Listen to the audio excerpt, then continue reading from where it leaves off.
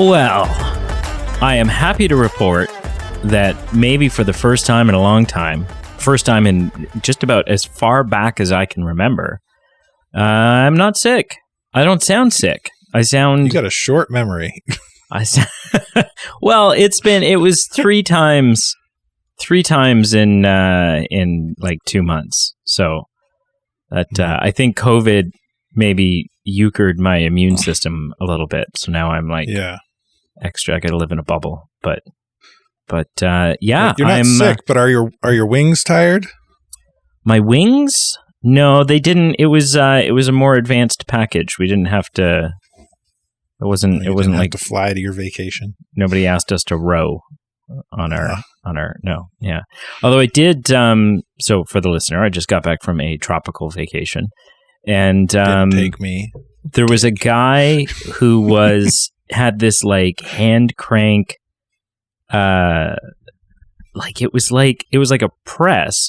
So it was like a hand crank thing that he had like built himself. And basically you could like put something through it and it would just flatten it, right? Like it was like two steel wheels or two steel like cylinders that were very close together. And so if you cranked it real hard and put something through, you'd crush it. And he was running, and then at the bottom of that, like below the crushing section, there was a little trough that led down to a hook that you could hang a little bucket on. And he was running sticks of sugarcane through it. And much to our surprise, there's a lot of juice that comes out of a stick of sugarcane. Like it was just the normal sugarcane sticks that you'll see every so often. The grocery store will have like a bucket in the corner with like the candy sticks. No, like sugarcane. Like it kind of looks like bamboo. Like you mean like the naturally sourced? Yeah, like actual plant. cane sugar. Yeah. And so he's running these sticks through, and there's so like each stick that he runs through, which is I don't know, maybe like 3.5, 4 feet long. He's probably getting like 4 or 5 cups of liquid out of them. And he'll run it through, and then he kind of folds it back on itself and runs it through again, and so on and so forth. And then you just stroll up, and he's got these little cups, and he'll pour sugarcane juice into a cup for you, and you just basically sit and suck straight sugar. But at one point, he kind of gestured that he wanted me to try it. He wanted me to turn the crank, and I've worked lots of physical jobs in the past. Like I'm not, I'm adequately capable of doing things, but it was a combination of like a handle that had no grip on it. It was just this like really greasy, slick handle on the crank, and the fact that by the time he had given it to me to try, he had like double backed the stick of sugarcane on itself like 3 times. So it was like quite a bit thicker. And I'm like, I'm doing it. I'm not struggling. I'm capable of doing it. But I only did it for about 30 seconds or so. And afterwards, I'm walking away and I've got like shoulder pain and like, and this guy, this local in the country we're in, he was just like, yeah, life's hard. Object. I was like, okay, softy. I was like, okay, pal, here's your tip, and thanks for the juice, and yeah. But hello and welcome to the Movie Men Podcast. Movie Men Podcast, the B Team. The B Team. That's Carl. This is Brady. And it's been a hot second since we've done the news. I've been away, and then I was sick, and then there was the apocalypse that happened there. But not many people know about that, so maybe I might have like the government after me after disclosing. I'll be honest, but, I slept through it. Yeah, well, it was kind of like a blink and you miss it kind of thing. But we're all back, and everything seems fine. So listen, we're gonna do some movie news. We've only got 3 topics today, but 2 out of the 3 I think are going to be potentially more lengthy conversations. So 3 seemed kind of like a sort of like the way to go. So we'll start by getting the one out of the way that isn't going to take up as much time, I think. We're only like less than a month away from Avatar 2. I thought you were going to say Christmas. Well, that as well, and my birthday. But we're not far away after this big, long, crazy wait. Whether you're excited for the movie or not, Avatar 2 has been one of those like things of urban legend for the longest time. Is it happening? Is it not happening? The original release date for it was in 2017. And then COVID messed some things up more recently for it and kind of bumped it again. The reason it was bumped originally is because they decided, like the pre-production for this film was quite lengthy because they decided, these are films that are very, not only technology based, but like technology advancement based, right? So like part of what James Cameron wants to do, he's not going to make an Avatar 2 if he's just using the same gear that he used last time, right? He's more interested in, look at the things that we've pioneered in order to make this film. So Avatar 1, which is currently, once again, it holds the record for the highest worldwide grossing film of all time, biggest box office of all time. I think it's like 2.9 billion, which is astronomical. Almost disgusting how much money that movie has made.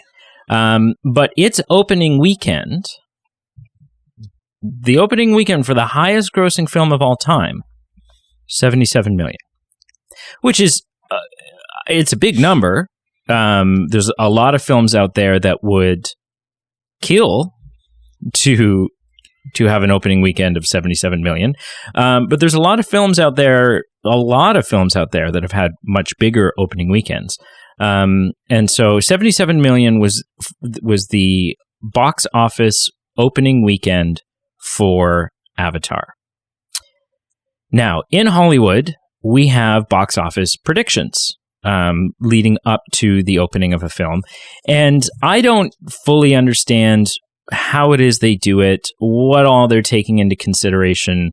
But typically, these box office opening weekend projections, if they're wrong, are wrong by less than 10 million. Like it's incredible, and 10 million being on the wide end. Usually, it's maybe 2 or 3 million that it's off by. Yeah. Wildly accurate. And as of right now, this is a slightly bigger window, and this range will kind of narrow and hone in as we get closer and closer. Right now, Avatar 2 is projecting an opening box office weekend of somewhere between $150 to $175 million. More than double the first one. I'm not going to see a penny of it. And you're not going to see a penny. What the heck? This is huge. But also necessary in a lot of ways because James Cameron has said, so Pete and I have talked in the past about films and how films work and how they make money. And it's not just the budget of your film. It's not just what you spent making the film that you need to accumulate back in order to break even, because there's also the marketing expenses. And quite often the marketing expenses can be almost the budget of the film all over again.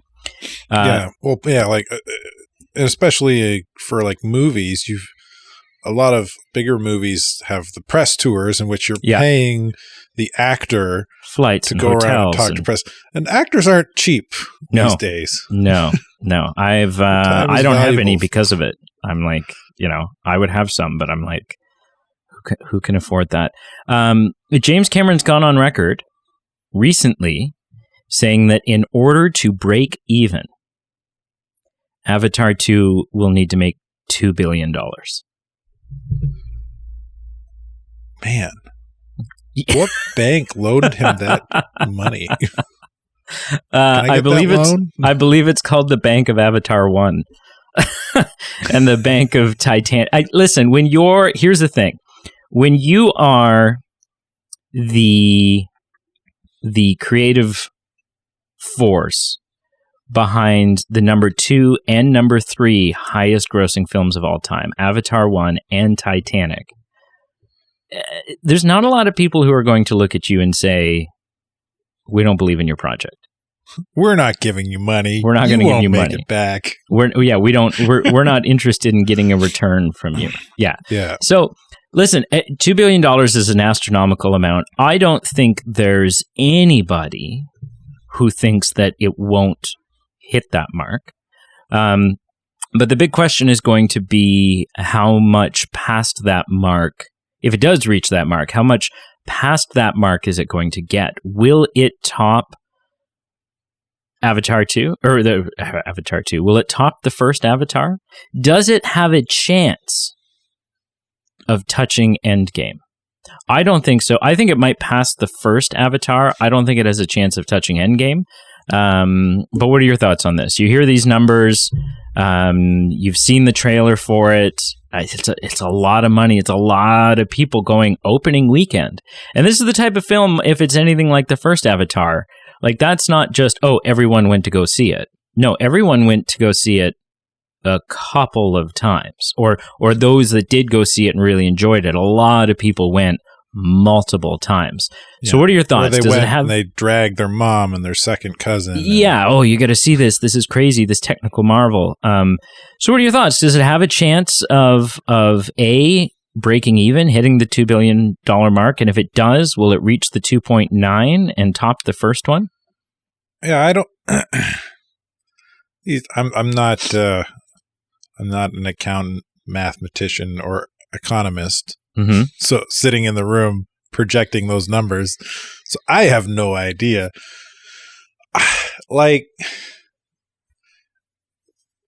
But I feel like the first one was overhyped. It wasn't as good as it was hyped up to be. It was more about the technology than it was the movie itself. It was beautiful, but like script and story, and it's like, okay, nah, whatever. No. Right.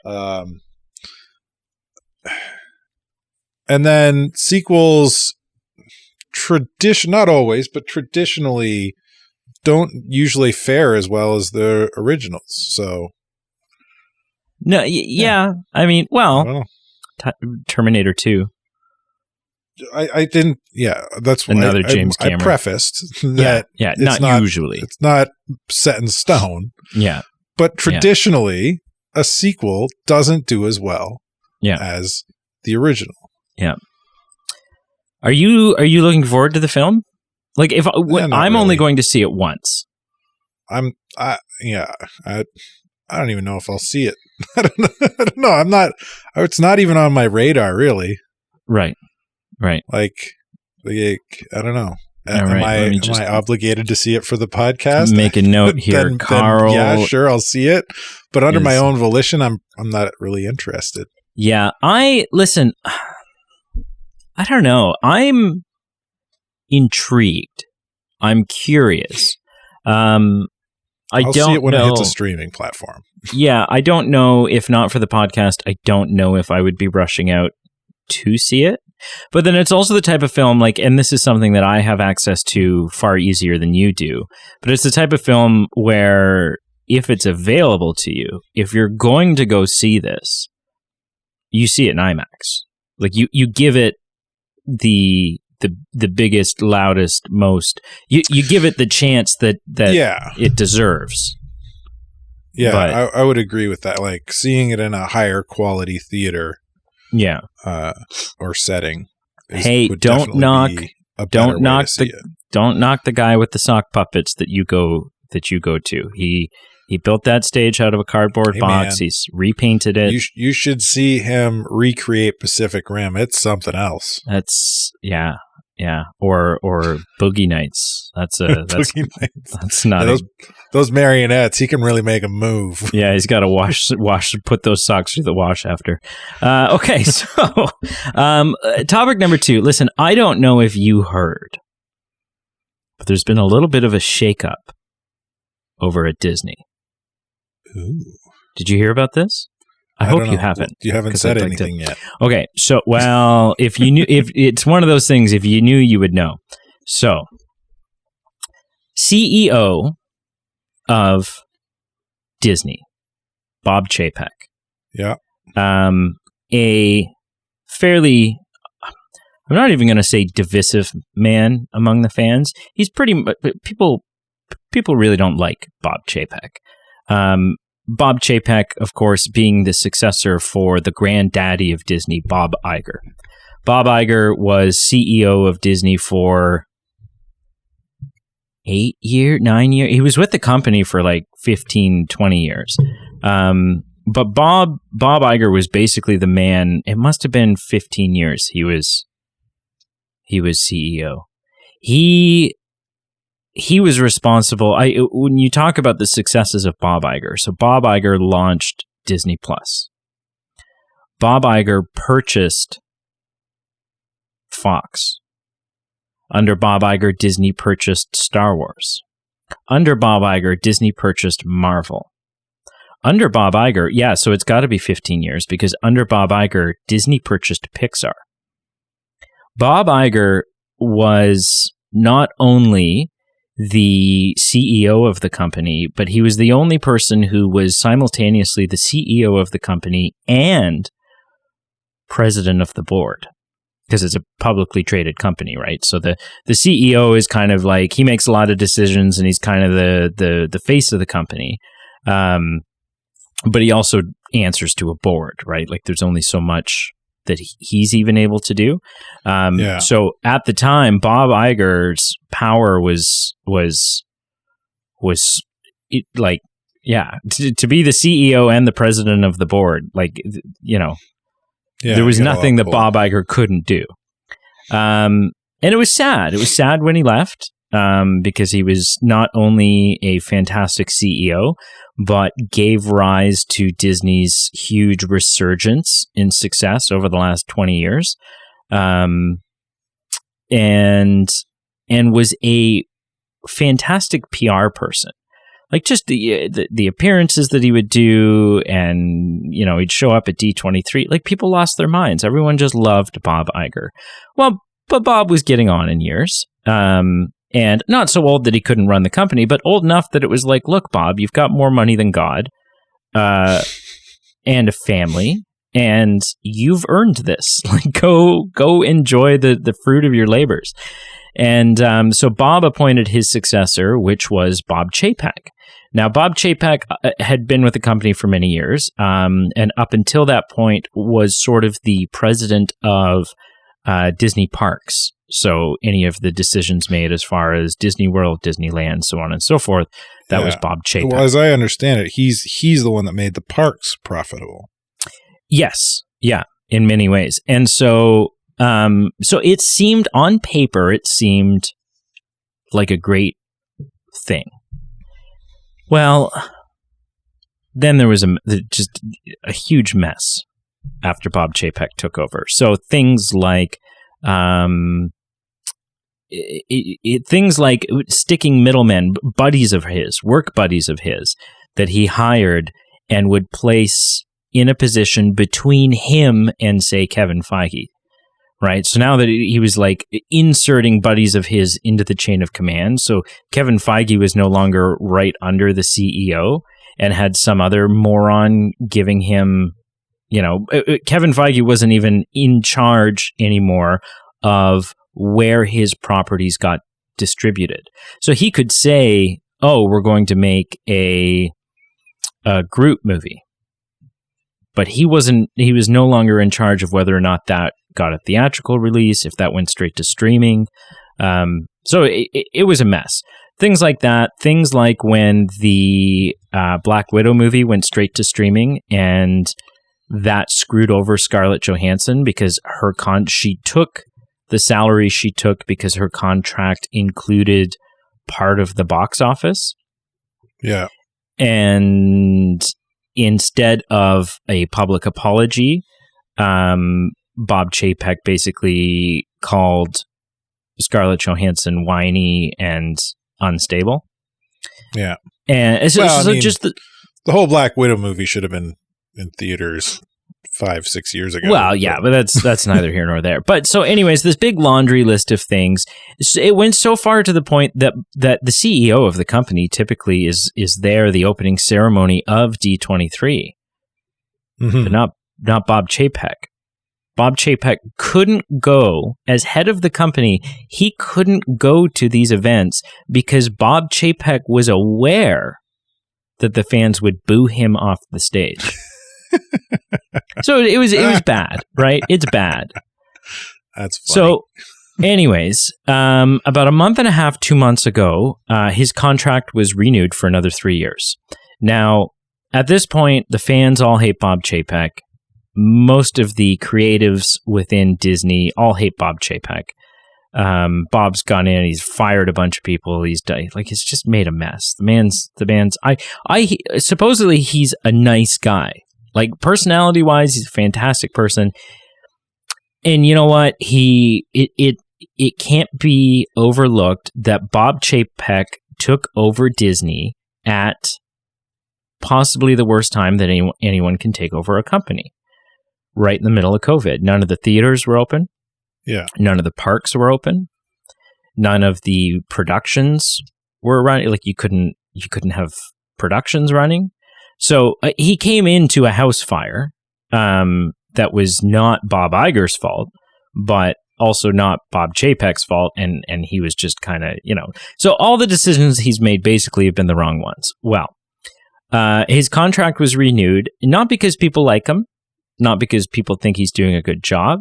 And many out there predicted that he would not make it to the end of his 3-year renewal, that the company would end up, canning him, because that's something that the board can do. But the reason you renew is because it's for a publicly traded company.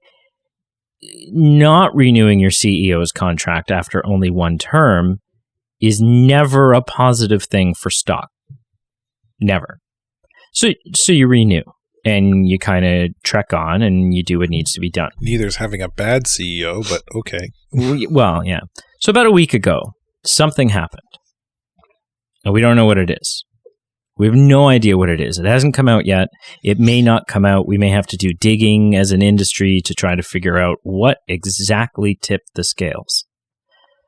But there was an emergency board meeting. And it would appear that the topic of the emergency board meeting was, we can't do this anymore. And so effectively what was decided during that board meeting was that we are firing Bob Chapek immediately. And they were able to secure a 2-year deal for Bob Iger to return and run Disney. Nice. Now, what's even crazier about this? So this is crazy for a couple of reasons. One, I mean, this is exciting. Like I've heard the analogy. This is essentially the end of Return of the Jedi, where there's fireworks going off everywhere and people are dancing and celebrating because it's a new era. Like it's people are toasting champagne because Bob Chapek is gone. Now, Bob Chapek was done a little dirty because Bob Chapek found out a couple of days later, the same day that it went public. While he was backstage at an Elton John concert, the big Elton, because Disney has a deal with Elton John right now. They've got a concert of his coming out on Disney Plus. He was backstage at an Elton John concert, supposed to go out and introduce Elton John. And I guess a text message came in or whatever happened. And so then he left the venue. And now listen, that sucks. It sucks for Bob Chapek, but also shed no tears for Bob Chapek. Not because he's a bad CEO. Not because he was a bad CEO. He's a grown man. He can take care of himself. Well, but here's the thing. He's going to get a really nice severance package. That's the thing. They just renewed a 3-year contract with him a month and a half ago. A contract that they have to buy out.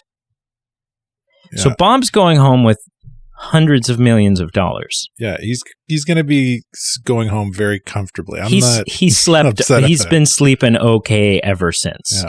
Yeah. But so we don't know. We don't know. But my mind, this feels like deja vu to me because I feel like in the last couple of years, another CEO or somebody was let go from a company, and it was kind of similar situation where they found out through media rather than from the company. I can't remember who it was. Yeah, there's something, but I don't know if it was a CEO you know or. I don't think that's not like the company's of no real. I don't think there's a standard there where they or a rule in place where companies have to let them know before the public knows. No, and but I think honor in term.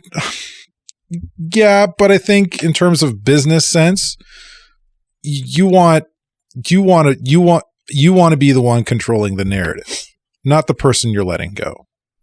Right. And if I'm the head of a or on the board of a company, and we've decided to let you, our CEO, go, and we tell you a week in advance, well, you can sow dissent within the ranks. You can create a narrative that makes the company look bad, even though you're the one that's in the wrong, even though we have all kinds of good reasons to let you go. You know what I mean? Like, yeah. How often in on a smaller scale, in a smaller business, if you're fired, you find out the same time everyone else does, because 9 times out of 10, you're walking out, you're packing up your desk into a box and you're walking out the front door. Yeah. Everybody knows when you got let go, when you found out. Yeah. And they could keep you on for a couple of weeks while they find a replacement, but what company wants to keep on an employee that for whatever reason they're firing? If they're firing you, they have good reason to. Either you're incompetent, in which case, why do they want to keep you around? Or, you know what I mean? So, yeah, I'm not shedding tears because he's got that nice severance package. And also, that's business, baby. Welcome to the real world. My biggest question coming out of this, though, is what happened? Something must have happened, because it's been a bit of a shit show. I wonder if that new Pixar movie had something to do with it. It's not even. I don't think it was Pixar. It's not making any money. Apparently, what's it called? Strange World or something? But yeah, Strange World. It's getting tanked in that. Like, apparently, it's getting pretty hard in terms of bombing the reviews. Yeah, so it's not a Pixar. And my daughter saw it last night. They enjoyed it. But I mean, they're just looking for a good time, and I guess it provided that. They're not looking at it super critically. But I was reading something today that said they didn't release that movie in several major overseas markets for whatever reason. Not only that, but they also essentially, like in the months leading up to it, how many trailers did you see for this movie? I've only seen a couple while watching YouTube videos. But yeah, I hadn't seen it. It was marketed poorly. Disney major overseas, and this is we're getting a little. We can get into a little bit of political talk, which I don't think we need to about this. But places like China, I guess it didn't get a release in, and China is a huge demographic. It's a huge market financially, but they didn't release it there. Yeah, and but it can be like that can be tough though. Like, again, without getting into the political stuff, it's not always easy to get a release in China, and that's like one Star of the Wars got a release in China. One, because it's Star Wars, but if you look at some of the marketing that they did, they completely downplayed Finn's role in the Chinese marketing to get it into China because he's a black actor. Take from that what you will, but that's the Chinese marketing compared to what you look at it with the North American marketing. The Finn is the only major change in the marketing. Yeah, for sure. So bending the knee to China's weird political ideals. Maybe they decided not to do it with this one. I don't know. Like, who knows what's going on? Anyway, Bob Iger's back. Yay. Yeah, Bob Iger's back, but I'm so like it was I don't think it was that film that did it. Something bigger happened. No. Because I would assume it's things that, like, one film didn't break the camel's back. No. But it was things that, like what happened with this film, are probably for sure. several straws similar. But in order for it to be an emergency meeting and for it to be all happen so quickly, only a month and a half after the renewal, for the sheer dollar cost that it will be to buy and to not only buy out this contract, but then the we don't know yet what Bob Iger's making off of this new deal, but as a publicly traded company, we will know what he's getting paid. But yeah, it's but we won't probably you probably won't ever crazy. find out why Chapek got canned. Disney's a big company with a lot of people. It'll pop up you'll on get Reddit. rumors, but nothing will be substantiated. No, it's unlikely. So topic number 3, which is kind of a little bit of a tangent from the last topic, a little bit of it piggybacks off of it. So with company changes, Bob Iger's going to come in and he's going to shake some things up, right? He's going to change some of the things that there'll be a complete overhaul to the hierarchy structure, and now people will it'll be like Elon Musk going into Twitter. Yeah. Now, Bob Iger has always been a supporter, an ally, a friend of Kathleen Kennedy. Always. Which I don't understand. And so again, Kathleen Kennedy, not a great studio head, an incredible producer. This is just the wrong role for her. But, so one of the assumptions that many people had when it turned out that Bob Iger was back was that this would just kind of cement or reinforce the fact that Kathleen Kennedy will carry out the rest of her contract, which I think is like another 5 years or something. Well, this has not been substantiated, but is being reported by some people. The reports are coming from people who have like a 95% batting accuracy when it comes to scoops like this. Kathleen Kennedy might be gone by like the end of first quarter next year. Ooh. Dave Filoni, head of Disney Star Wars. Well, I don't know. I don't know. And I don't even know. Like, here's the thing. We've all talked about that. I don't know that Dave Filoni's ever even come out and said, that's a job I want. Right? It's quite possible that he wouldn't even want to do it. People who really enjoy Star Wars, I'm saying like enjoy all forms of Star Wars content, not just the films, really like Dave Filoni more than they like Kathleen Kennedy, and sure have been calling, like, wanting him to run it because he respects the lore, he knows the lore, he's a fan of it. He brings in the creator of the universe, not God, George Lucas, to kind of nod his head or shake his head on ideas. Yep. So, but again, that would be my hope. Again, I don't know that he would want it, because here's the thing. To put it into perspective, let's say you're Dave Filoni, right, in this equation, and we'll make it a ship, okay? And as you, Dave Filoni, on this ship, you are a telegraph operator. And you're the best telegraph operator this thing's ever seen, right? You're in your little booth and you're ticking away and you're like number one employee on the ship, and everyone on the ship, the crew, the passengers, they all think you're fantastic. But the ship is sinking and it's on fire. And there's been a mutiny and we've thrown the captain overboard. Now, you might be the best telegraph operator there is, and you might be everyone's favorite pick for going up and getting behind the wheel and steering us to safety. But do you want to? Right? Like, here's the thing. The ship is on fire and it's sinking. And it's you know, we dodged an iceberg there, which was Andor.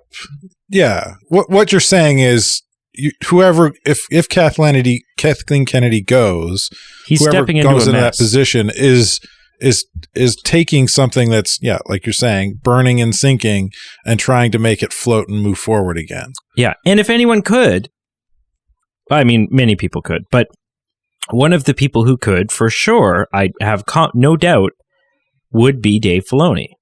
If not him, Jon Favreau. But it doesn't mean he would want to. You know? Jon Favreau could do it. Even, you know, but there's just some people who don't. Like, Dave Filoni, I think, would make more sense than Jon Favreau, because Dave Filoni does more, like, not in terms of capability, but in terms of potentially wanting to do it. Because Dave Filoni does more of that sort of like executive type, paperwork type, administrative stuff. Whereas Jon Favreau, that, and he's in the world more. Like, he's got his teeth and his life's work in Star Wars more. Like, Jon Favreau's dabbled his toes in there a bit with Mandalorian and stuff. But Dave Filoni, like, since the Clone Wars animated movie, which wasn't that great, came out, which he directed, he's been working pretty much exclusively almost within Star Wars. Yeah, but that's he loves the universe. He knows it well. Jon Favreau, it's really his passion. I don't think Jon Favreau would want to do it, because Jon Favreau is first and foremost a creative type. Yeah, and he likes to. If you take his list of creations is kind of all over the place. Yeah, well, but it's not even just tying him down to Star Wars. Like, here's the thing: let's say maybe he would be okay just doing Star Wars for the next 10 years. But if he becomes the new Kathleen Kennedy, you bet your ass he's not going to be directing anything. He's not writing scripts. Right. He's not. You know, you're basically taking a director and an actor, and you're saying, okay, now you're doing none of that. You're just the figurehead. Well, you could still, like, yeah, I agree with you, but I think there's still some creative opportunities in that role, but not to the same degree. For example, who directed some of the best episodes of Mandalorian that we got? Do you know the answer to this? What's her name? No, then we're already thinking of different people. Okay, who do you say? Some of the best episodes, not necessarily the best, and not the best thing that's happened to Mandalorian, but some of the greatest episodes that we've gotten from Mandalorian were directed by Taika Waititi. But he would never want to. He would never take a role. He would never take a position where he now can't direct, where he can't make his projects and do his stuff, you know? Like, even the shift that James Gunn is going to see taking over DC,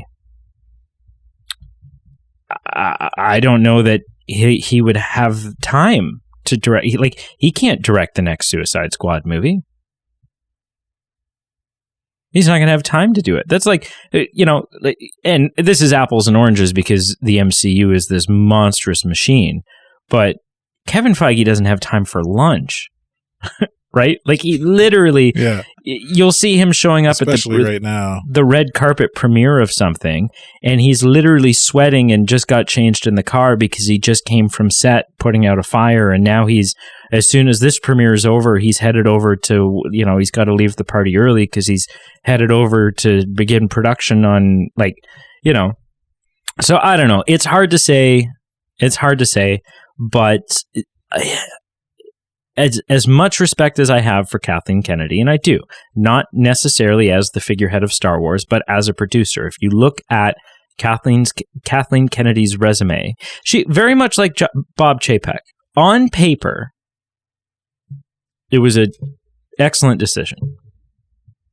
And George Lucas was the one essentially that appointed Kathleen Kennedy, right? As sort of the new him.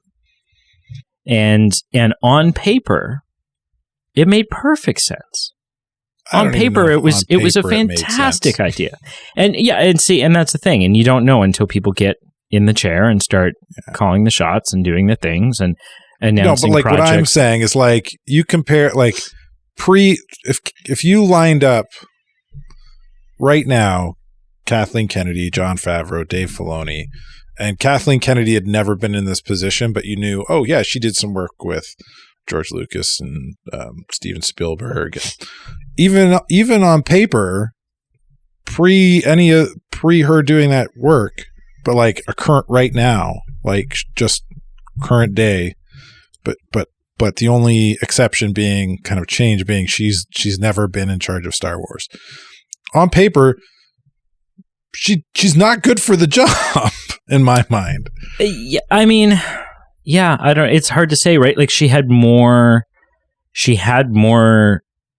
longer history with the company with Lucasfilm than Dave Filoni did. Yeah, but this is it's kind of similar. She got the job because she was a friend of. Yeah, and we just that's the whole reason Bob Chapek's getting one of the reasons Bob Chapek's getting the boot, because he's hiring friends. That doesn't make, because you're a friend doesn't make you good for the job. Yeah, I don't know, man. So I've got her resume pulled up here, right? And if you're looking at someone who you're like, okay, we're not necessarily just looking for someone who can write things, because Dave Filoni can write, but this position doesn't involve writing. You're not looking for people who can create shows, because, well, this position doesn't include necessarily creating shows or coming up with the ideas for movies, right? It's not a creative position. And Dave Filoni is incredibly creative. You look at someone who, from a producer standpoint, from someone who has the ins and outs, the logistics of how films and the film industry work. So if I'm looking at, if someone puts Kathleen Kennedy's resume in front of me, and starting at the bottom and working our way through time towards now, I go Poltergeist, E.T., Temple of Doom, Gremlins, Fandango, The Goonies, Back to the Future, Young Sherlock Holmes, The Money Pit, An American Tale, Empire of the Sun, Who Framed Roger Rabbit, The Land Before Time, Back to the Future Part 2, Back to the Future Part 3, Arachnophobia. She's always producer, though, is her title. But executive producer. She's on set and she's making Jurassic Park, Schindler's List. But to me, an executive producer doesn't fit the role of CEO for a massive. Well, she's not the CEO. She's the president of Lucasfilm. President, whatever. Making the decisions about storylines and characters, and that still takes massive creative talent, in my opinion. In which case, I would rather have a writer or a director in that position, because they understand storyline and history of that universe and all that stuff far better than a producer will. So here's the question then. Here's a question for you. How do you explain, because let's pull up here. And I'm not saying, again, like we've determined that you got to be sitting in the chair before we really know whether or not you're good for the role or not, right? Like it's not, hang on. It's not, the on paper thing doesn't work. But again, if we're going to compare apples to apples here, right? Directing credits for Kevin Feige. 0. Writing credits for Kevin Feige. 0. So if you look at, though, what was on paper as a producer before Iron Man came along, and you have X-Men, Spider-Man, Daredevil, X-Men 2, Hulk, The Punisher, Spider-Man 2, Blade Trinity, Elektra, Fantastic Four. Now, these things proved that he knew Marvel, but anyone can pick up the comics or watch the movies or watch the TV shows and know Marvel, right? So Kathleen Kennedy not necessarily being completely fluent in Star Wars, and we don't know that she wasn't. I don't know the extent of Kathleen Kennedy's Star Wars knowledge before she took over Lucasfilm. I don't. I would have to assume, being good friends with George Lucas and being appointed by George Lucas, that there was certainly some understanding and fandom there. But literally all Kevin Feige has is producing credits prior to taking over the MCU, and far fewer impressive, like, you know, I was listing off things like Jurassic Park and Sixth Sense for Kathleen Kennedy. Here we've got like the Daredevil movie, and we've got the Eric Bana Hulk film, and we've got Fantastic Four and Rise of the Silver Surfer and Spider-Man 3, and like there's some real stinkers in there. So again, on paper it's hard to say, but you are typically, when they're looking for someone to fill these roles, they are looking for someone with producer credits, because it is the most similar. It is the closest from like getting the whole thing to come together and understanding the ins and outs and orchestrating a successful movie, translating that into orchestrating a company of successful movies. It is the closest to apples that we have. You know, like you could bring in. I mean, this is a bad example, because he's also got a gazillion producing credits. But if Steven Spielberg, arguably the greatest filmmaker of our time, he's got 175 producer credits. But if you took all of those producer credits away and just looked at what he's directed, well, he's directed the most incredible stuff. But that doesn't necessarily mean he would be good in this role. He knows how to direct, which means he understands how to get a performance out of actors. And it means he understands how to get the story of a film to seem coherent in the edit. And he knows how to tell a story. It doesn't mean he knows how to produce. It doesn't mean he knows how to run a business, right? Because a film, while you're on the set, a film is a business, right? It's like a little mini company of its own, basically. And the director is not the one that's making the business run smoothly, right? He's the one, he's like the manager.